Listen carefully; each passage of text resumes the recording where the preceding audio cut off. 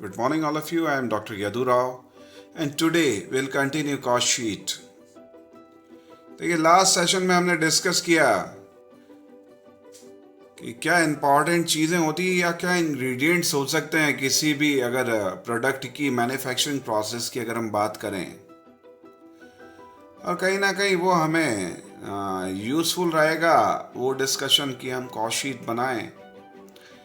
तो last session में हमने बात की अगर कोई कस्टमर किसी रिटेल शॉप पे जाता है और रिटेल शॉप पे जाके कोई प्रोडक्ट खरीदना चाहता है, ये उसका अपना पॉइंट ऑफ व्यू है, लेकिन अगर एज अ कॉस्ट अकाउंटेंट हमारा पॉइंट ऑफ व्यू देखें तो हम ये देखेंगे ये प्रोडक्ट बनता कहाँ पे है।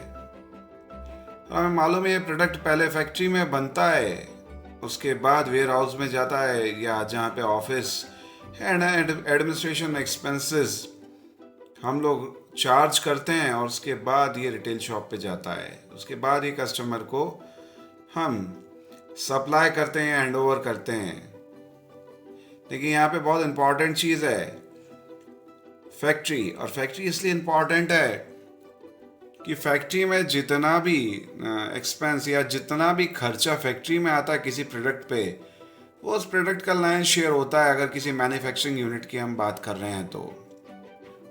ये सबसे इम्पॉर्टेंट इंग्रेडिएंट किसी भी प्रोडक्ट के केस में होता है तो वो होता है रॉ मटेरियल, जिसे हम प्रोक्योर करके रखते हैं स्टोर्स में। यानी स्टोर्स से फैक्ट्री में रॉ मटेरियल इशू होता है, फैक्ट्री में उस रॉ मटेरियल को फिनिश गुड में कन्वर्ट किया जाता है, और इसके बाद कुछ ऑफिस या एडमिनिस्ट्रेशन एक्सपेंसेस उस पर हम चार्ज करते हैं।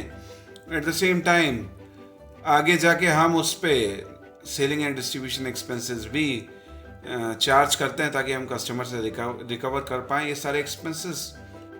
तो स्टार्ट करेंगे स्टोर से। स्टोर अगर किसी फैक्ट्री को इशू करता है रॉ मटेरियल, जो हमने लास्ट एग्जांपल में लास्ट सेशन में हमने देखा कि store is issuing raw material और ₹50,000 टू द फैक्ट्री।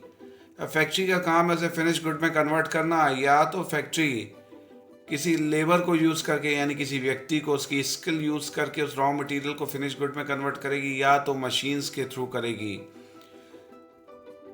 दोनों ही केसेस में या तो उस पर लेबर लगेगा या उस पर एक्सपेंसेस लगेंगे। तो मान लीजिए इस रॉ मटेरियल को फिनिश गुड में कन्वर्ट करने के लिए हमें डायरेक्ट लेबर लगता है 30,000, इस तरह डायरेक्ट एक्सपेंसेस 10,000 लगते हैं। तो हमें मालूम है प्राइम कॉस्ट इस प्रोडक्ट के केस में 90,000 रुपीज़ है।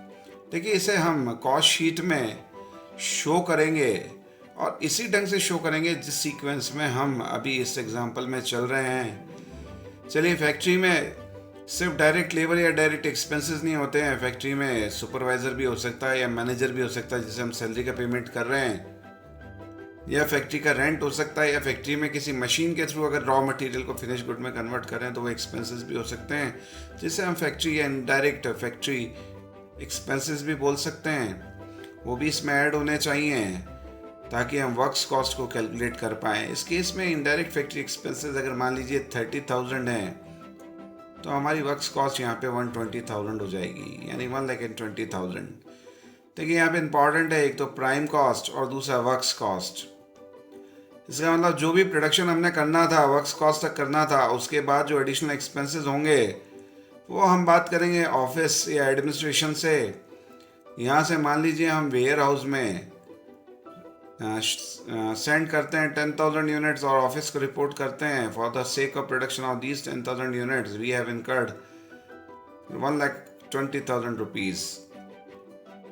तो देखिए यहाँ पे ऑफिस में अपने एक्सपेंसेस होते हैं। अगर मान लीजिए एक्सपेंसेस 30,000 रुपीज़ हैं तो ये भी वही खर्चा है जो हमें कहीं ना कहीं कस्टमर से रिकवर करना है या कस्टमर से हमें चार्ज करना है, तो हमें वर्क्स कॉस्ट में इन्हें जोड़ देना चाहिए। और जब हम इन्हें वर्क्स कॉस्ट में जोड़ते हैं तो इसे हम बोलते हैं कॉस्ट ऑफ प्रोडक्शन, और यहाँ पे cost of production I 1,50,000 rupees. जब रिटेल शॉप में या शोरूम में हम इस प्रोडक्ट को या इस आउटपुट को हम भेजते हैं तो वहाँ के भी अपने एक्सपेंसेस होते हैं जिन्हें हम in general selling and distribution expenses बोलते हैं।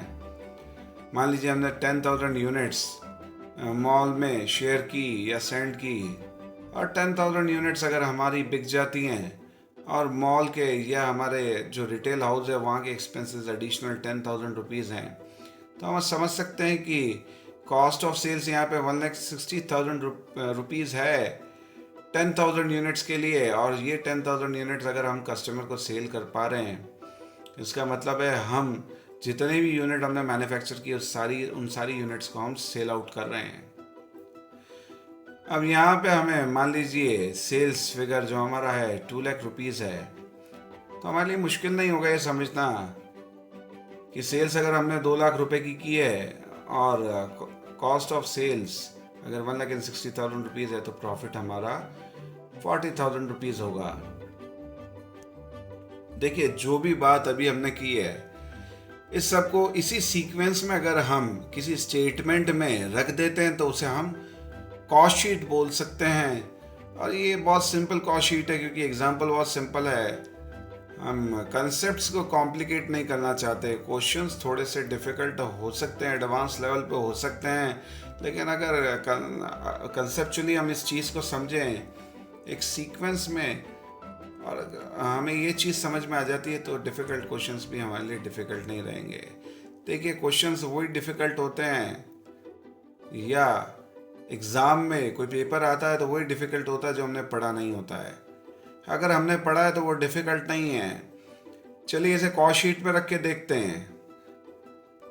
अगर इसे हम कॉस्ट शीट में रखना चाहें, जो भी अभी हमने इंफॉर्मेशन ली है फैक्ट्री से, किस तरह से प्रोडक्शन होता है, किस तरह से ऑफिस में जाता है और किस तरह से कस्टमर के पास ये चीज़ या प्रोडक्ट पहुंचते हैं।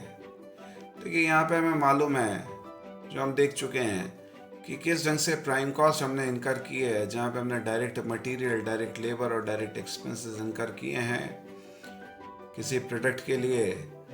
तो कॉस्ट शीट के सिंपल 2 कॉलम होते हैं अगर हम पर यूनिट कॉस्ट कैलकुलेट नहीं करना चाहते हैं। हालांकि पर यूनिट कॉस्ट कैलकुलेट करना कोई डिफ़िकल्ट टास्क नहीं है। चलिए, यहाँ पे हमने डायरेक्ट मटेरियल पे एक्सपेंड किया है 50,000 रुपीज़, जैसा कि हमने पहले देखा। डायरेक्ट लेबर पे हमने 30,000 रुपीज़ एक्सपेंड किया है और हमने डायरेक्ट एक्सपेंसेस पे 10,000 रुपीज़ एक्सपेंड किए हैं। इस तरह से हमारी प्राइम कॉस्ट हो जाती है 90,000 रुपीज़। अब इस प्राइम कॉस्ट में हमने जो ऐड करना है वो है फैक्ट्री एक्सपेंसेस या मैन्युफैक्चरिंग ओवरहेड, जो हमें एग्जाम्पल में दे रखे हैं। आप नीचे देख सकते हैं, इनडायरेक्ट फैक्ट्री एक्सपेंसेस के नाम से 30,000 रुपीज़ हमने एक्सपेंड किए हैं। ये 30,000 रुपीज़ हमने एक्सपेंड किए हैं, तो यहाँ पे हमारी वर्क्स कॉस्ट हो जाएगी 1,20,000 रुपीज़। इसके बाद हमने एडमिनिस्ट्रेटिव या ऑफिस एक्सपेंसेस हमारे हुए हैं या ओवरहेड्स हुए हैं, वो यहाँ पे अगर 30,000 रुपीज़ हैं, तो हम समझ सकते हैं कि कॉस्ट ऑफ प्रोडक्शन इस केस में हमारा जो होगा 1,50,000 रुपीज़ का होगा। देखिए, एग्जाम्पल में वापस देखते हैं कि कॉस्ट ऑफ प्रोडक्शन अगर 1,50,000 रुपीज़ का है, इसके बाद हमने शोरूम में या हमने सेल्स डिपार्टमेंट को ये यूनिट सारी सेंड कर दी हैं, तो वहाँ पे एडिशनल एक्सपेंस हम जब हम देखते हैं तो वो है ₹10,000, और अगर उसे जोड़ते हैं तो ये हो जाता है कॉस्ट ऑफ सेल्स, या इस पर्टिकुलर केस में उसे आप टोटल कॉस्ट भी बोल सकते हैं, जो हो जाता है 1,60,000 rupees. At the same time हमें मालूम है कि जो सेल्स फिगर हमारा है या जो रेवेन्यू हमने जनरेट किया है वो है 2 lakh rupees.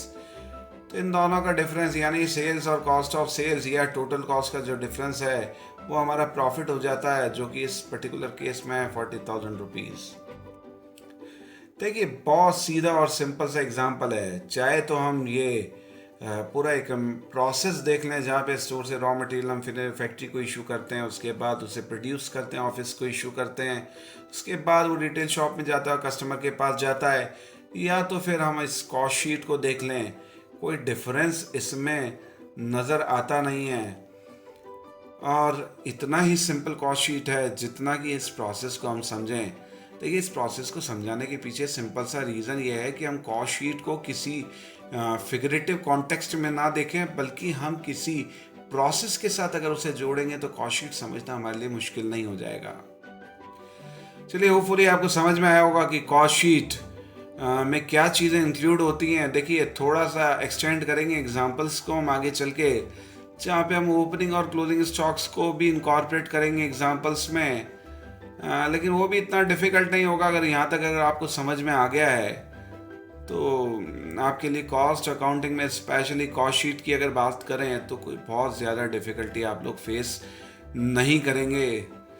So all the best, और इससे सेशन को अच्छे से देखें, जो भी पूरा एग्जांपल्स हैं वीडियो को देखें, और कोई भी डाउट होता है तो आपको सोचना नहीं चाहिए क्वेरी रेस करने के से पहले पहले भी आपने क्वेरी रेस की हैं। और देखिए जब क्वेरी होती है तभी हम कॉन्क्रीट रिजल्ट पे पहुंच पाते हैं, तभी हमें भी ये समझ में आता है कि हाँ क्या एडिशनल चीज़ें आपके लिए रिक्वायरमेंट है कि नहीं है।